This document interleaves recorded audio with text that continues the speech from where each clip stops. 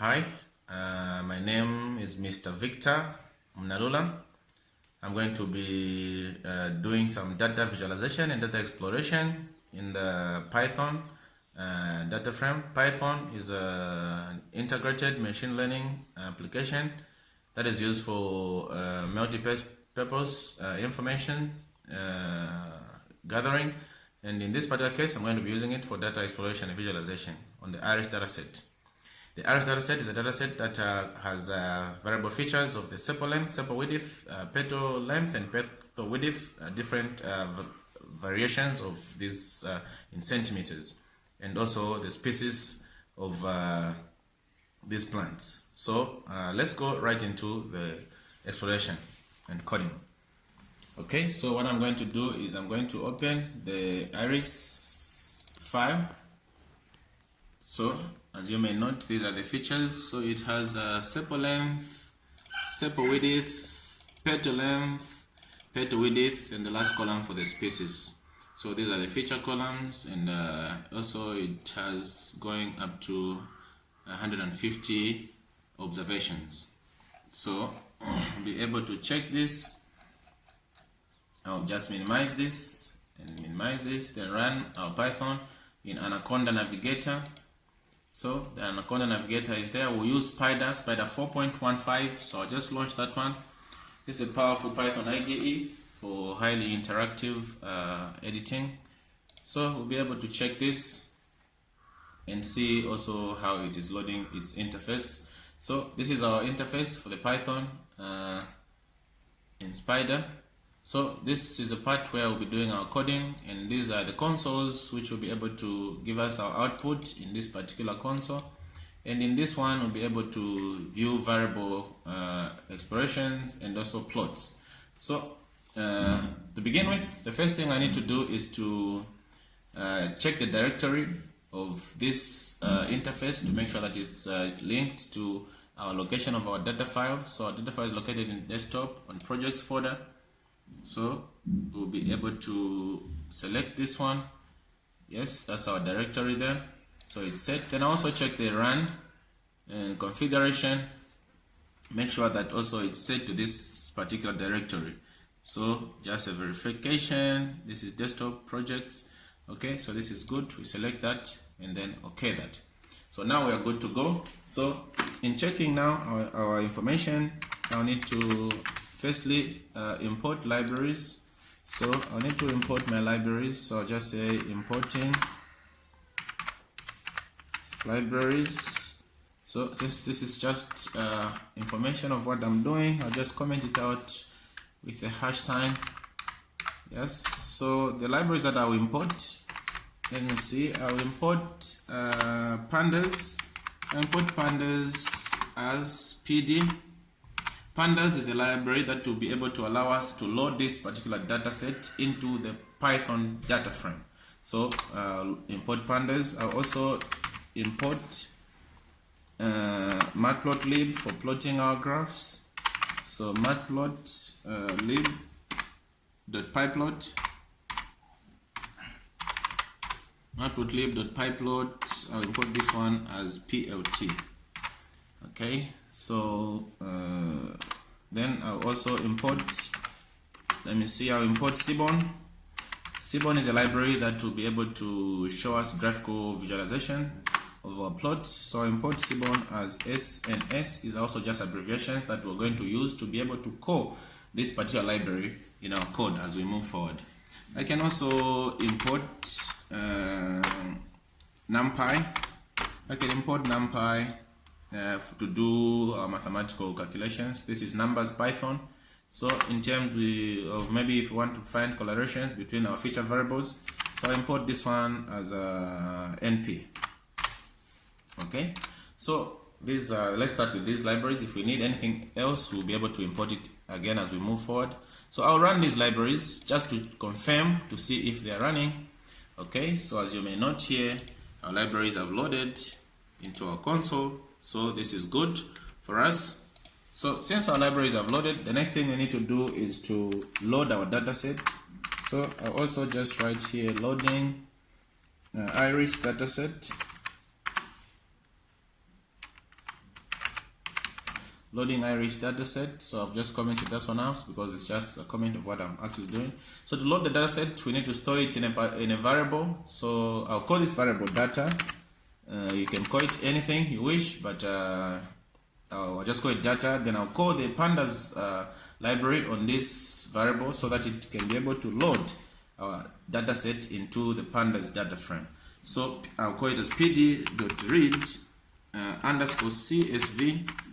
Because our file is in CSV format, I'll put it in parentheses and call the dataset name the way it is saved. So it's saved as iris and it's in CSV format, so I'll have to put it in CSV format. Okay, so this is good for us. Then I'll run this. If this runs, it means our data has been loaded successfully into our data frame.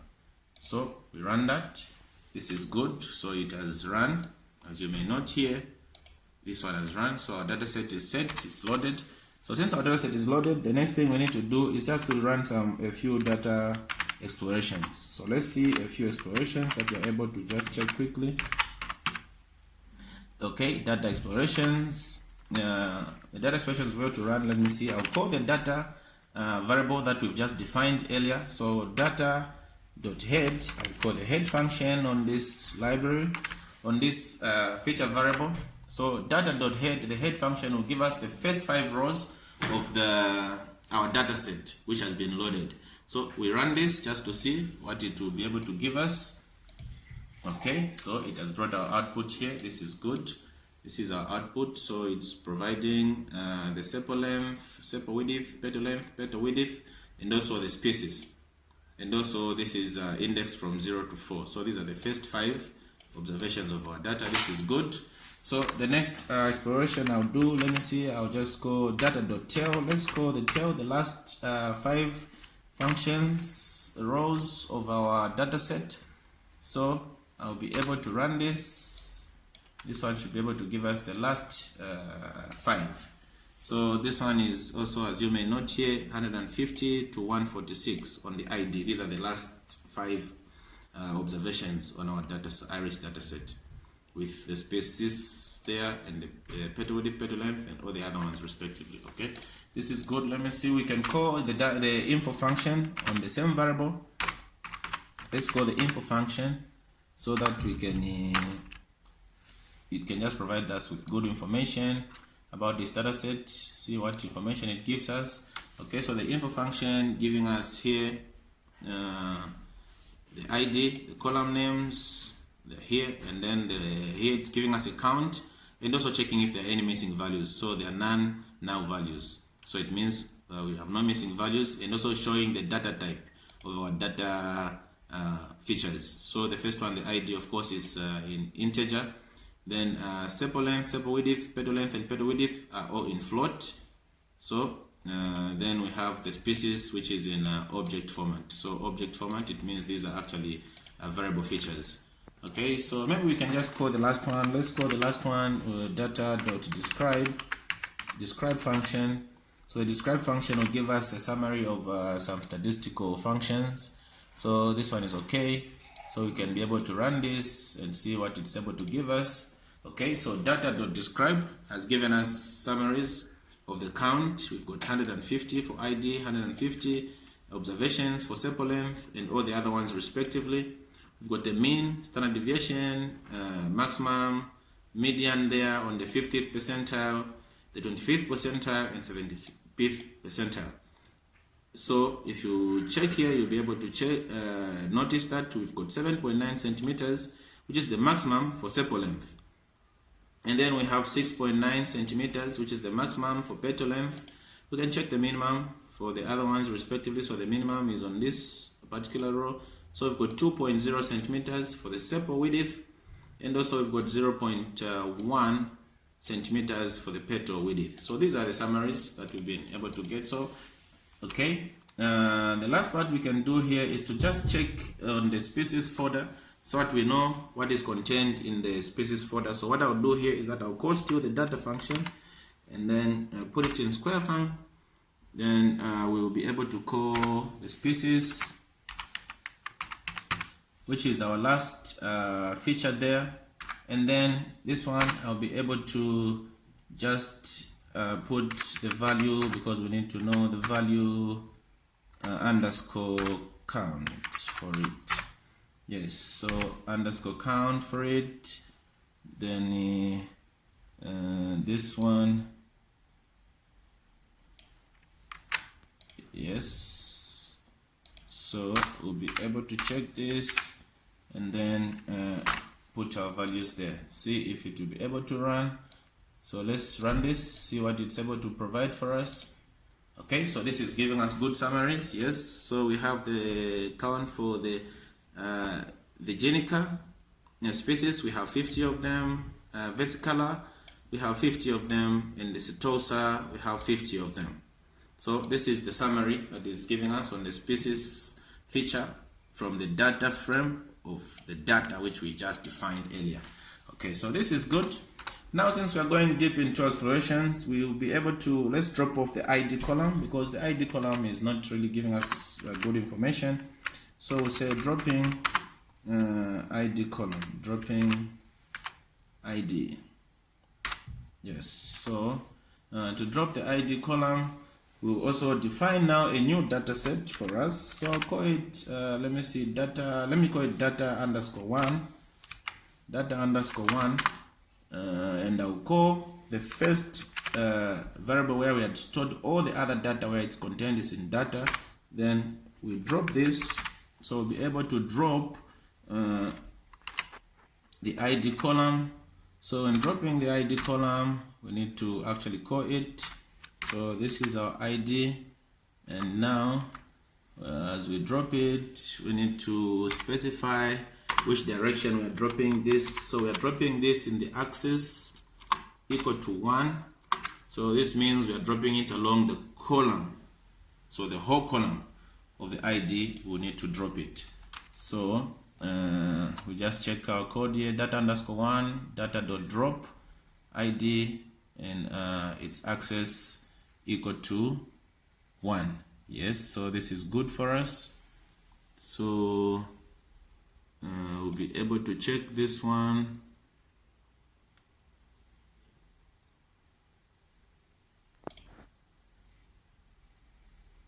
Pause. Okay, so running this actually gives us this output here. So this means our ID column has been dropped along the column variable. So just to verify if it has been dropped, we just say verifying ID drop, verifying ID drop. We just call it verifying ID drop. So to verify ID drop, all we need to do is to run the head function. So data underscore 1, like we did earlier, dot head. So dot head to run the head function to see the first 5 observations, and if it, just to confirm if the ID has been dropped. Okay, so as you may note here, we now have 0 to 4 index, and it's beginning with sepal length, the first one, sepal width, petal length, petal width, and the species column. So this is good for us. So we've dropped off the ID because we don't need it in our visualization. Okay, so now the next thing we need to do is just to run a few data visualizations. So I'll just comment this one out as data visualization. Okay, so to run the data visualization, we need to maybe run a few plots. So we'll save this in a variable called plot. So I'll call plot equal to, and then we need to make some pair plot just to compare these features. So I'll call the Seaborn library, and then also apply this on the pair plot, and then I will call the data underscore 1, the one which we are just from defining just shortly. And then we'll be able to add a few more parameters to this information. So our hue, we need to show it on the, we want this to be on our species column, our species feature, and then we need to also select what markers we use. So we are going to use markers of we can use, let's use the plus sign. Yes, we can use the plus sign like that. Okay, So this is okay. Then now what we're going to do is we'll call the plt.show function on this, so that we're able to show what we have just done. Okay, so we're going to run this, see what kind of plot or visualization it actually gives us. Okay, so it's running. Okay, so this one has finished running. So to check on our plots, we need to come here on our plots. So we now have a new plot there. So this is our plot, as you may see. So this is showing us different visualizations in paired form. So as you may notice here, we have the sepal length and sepal width, petal length, petal width, and also on the x-axis also the similar ones. Then the species is the one that is showing our markers. So in blue is setosa, in orange is vescala, and in green is virginica. So as you may notice here, for the sepal length, you see that setosa has got the highest sepal length, which is reaching almost close to 8. This should be 7.9, as we had noticed earlier when we were checking the summaries. And then also you can check in the petal width. You also notice that similarly setosa has got the highest petal width in this particular visualization here. And then also we can also view a little bit of some relationships between these. So you see that this shows maybe, for example, sepal length and the sepal width. In this one, the relationship shows a scattered relationship, so it's not really a properly defined relationship. But the one which is showing interesting features is the petal length and the petal width. So this is showing a slight coloration, positive coloration between these two particular features for the species. So you see that it's showing some form of a linear regression line there that we can be able to check a relationship. So we'll check more as we move forward. This is just the first graph that we were able to do. So let's see if we are able to check a few feature colorations for our data set. So when we come here, I'll just comment this one and say checking feature correlations with Pearson only most correlated only most correlated features and most correlated features. Okay, yes, so this one, now what we need to do is again we need to define a variable. So we'll define this variable. Let's call it num data, num underscore data, because you just need numbers now, numerical data. So then we'll call, the way we have saved our data is in data underscore 1. Then from here what we'll do is that we'll just select just particular data types that we need. So select data types, and then from these data types we just select exactly what we need. So here we can exclude the object, since we just need numbers to get colorations. So we can exclude. So we say, what are we excluding? Exclude equal to object. So we exclude the object. Okay, so we'll be able to run this, see if it runs. It means we are good with our data.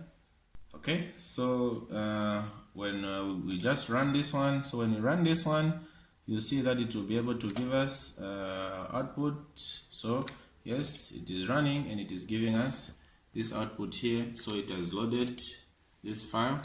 Now what we need to do is to apply this num data that we have done, and we apply it with a core function. So we'll define another variable which we'll call core numeric. You can call it anything you like, but these are just with us defining these variables. So we apply the num underscore data, which we are just from defining, and then apply the core function on this particular variable. Yes, so having done this, now we need to show this in some form of a heat map for coloration. So we'll call the Seaborn library using SNS, and then we'll apply a heat map on this one. So the heat map, we'll need to call the core numeric, the one that we are just from applying, core underscore numeric. Okay, then we need to also add a few more features. So this one will add the annotation. Yes, we need this one to be true, and then also we need to apply the CMAP for the one that will just give us the color for our data. So we'll call this one blue and blue green. Yeah, we can use this one. Then we need to now show this, so we use a plot.show function as we did earlier also. Okay, so this one is our plot.show function. This one will be able to give us our functions. Actually, we can even add a title to our graph. So let's call it plot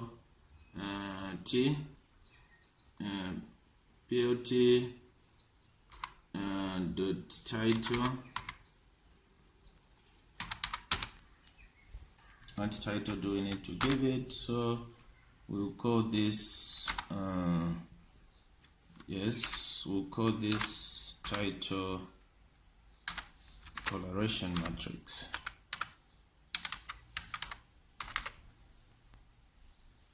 Yes, correlation matrix. Okay, all right, so let's see if we run this, what it's able to give us. The first one we had already run it, so we'll just run up to this part. So see what this one is able to give us. Is this one? I need to put equal to and put plus, right? Yes, and not defined.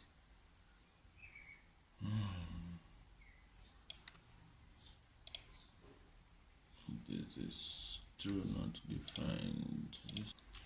Okay, so we're just going to run this, and running this, we'll see what it provides for us. Okay, so it's running there. It has given us this plot. So this particular plot is a coloration matrix. So as you may notice from this plot, we've got the sepal length, sepal width, petal length, petal width, and also the axis for the x, also with similar ones, but it's showing coloration figures inside. So where it is 1, it means this is exactly the same thing. So you see sepal length is colorating 100% with sepal length, so it's exactly the same thing. So sepal width with sepal width. But the one which is interesting is the one which is coming to 0.96, which is on petal width and petal length. So this has the highest coloration, petal width and petal length, 9.6. So the one which follows is actually 0.87. So this is on sepal length and also petal length, then followed by 0.82 on petal width and sepal length. So this is a coloration matrix.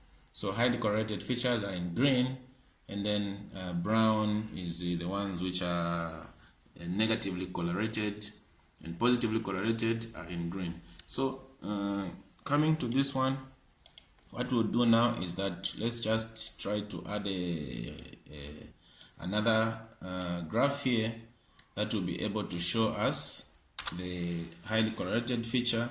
So we'll add a scatter plot for our features. So we'll add a scatter plot on the most correlated features, on most correlated features. That's just our comment there. So we'll call this scatter. Yes, we'll save this one in scatter. Let's use our capital S because we have already a function for scatter inbuilt function. So we'll call the data underscore 1, which is containing most of our data which is in numbers, and then apply a plot on it.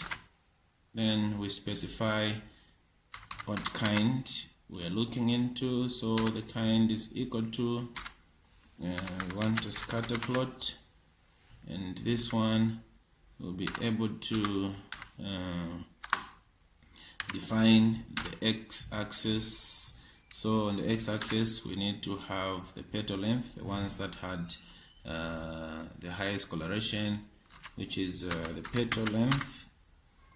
So we have the petal length, yes, petal length, centimeter, and again we need to define the x-axis. The x-axis also has, so the ones, it's the petal width.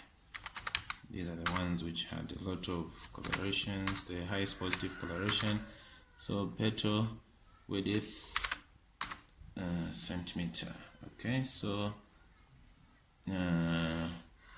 this is the one that we have now. So we'll just call the function so that it's able to run. So we'll be able to run this, see what it outputs and provides for us. Okay, so this is our output here. So as you may notice, checking here the petal width and the petal length, this is showing a very highly positively colorated features for this petal length and petal width. So as you may notice, this is showing almost like we can even draw actually a regression line here that can fit in this one. So even if we go back here on our first graph, you'll be able to check that this one, the petal length and the petal width, which is this, showing the high coloration here. Okay, so this is good. So far we are drawing out some more information from our graphical representation. So the last part we may be able just to do is maybe let's just apply the SwissViz library. So what I'll do here, I'll just comment this one out and say visualization. Yes, visualization in SwissViz. Okay, so what we need to do is to import this particular library. So since we didn't import it earlier, I'll just import it now. So I'll import SwissViz. I import this as SV. Okay, I'll also just add a comment on top of it, so we show just what we are doing here. So this one is importing SwissViz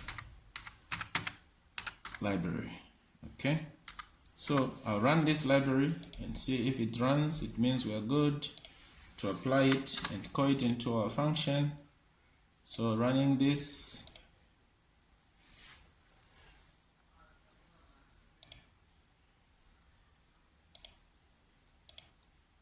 okay, so this one is okay, it has run. So this is good, it's here, it has shown, loaded into our interface.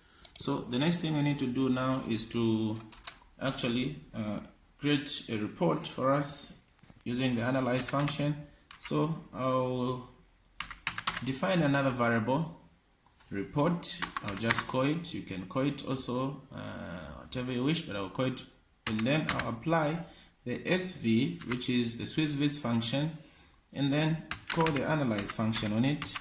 So we analyze which data are we analyzing, the one which does not have the ID column, which is the data underscore 1. Okay, so having done this, the next thing I'll do now is I need to allow this to be able to display the function. So I'll also now call this report function which I've just defined and add a show function to it, and then the SwissViz shows in HTML. So I need to call HTML on it. Then also in parentheses define what data set we are using. So we are using the iris data set, so I'll say iris.html. yes, like that. So I'll run this now, see what output it's able to provide for us. Okay, so it's running. It does run. This is good. So it will pop up in our web browser. That's good. It's popping up. So this is our Swiss viz visualization, and this shows a good summary for our graphs. This is the sepal length. See the sepal width, the sepal, the petal length, the petal width, and also the last for the species. So this is our summary for the visualizations. So as you may be able to view this, it shows very good summaries here, and then you're able to check the values and the statistical summaries for each of them. So if you check here, for example, you have values 150 of them, the maximum 7.9 for the sepal length, that is. Then the median is 5.8 centimeters, and the minimum is 4.3 centimeters, that is for the sepal length. And then you have even the statistical summaries of the interquartile range, the skewness, sum, and all different variations. This is the same for each of them, and here we have no missing values. So this is just a summary of my visualization of the iris dataset. So I wish to thank you very much. So this analysis is actually very significant because it's able to give us very valuable information, in terms of trying to understand what is actually happening in the field. So for example, if you check maybe the sepal length or the petal width of some of the leaves, maybe they are too small or too shrinked, then you'll be able to attribute this maybe to certain kinds of plant diseases. So this is actually what we are able to do, and to be able to provide actually good insight into finding out quickly before, and intervening into something before it quickly deteriorates further, so that even before, and we can even do predictions to know which ones actually are vulnerable to diseases, which ones are vulnerable to which ones maybe are more prone to which kind of plant diseases or anything in that manner. So this is actually what this summary of analysis is able to provide for us. So in all this, we would actually desire to do more, but for now we're just doing the data visualization and exploration on the iris dataset. It was quite interesting. I thank you very much.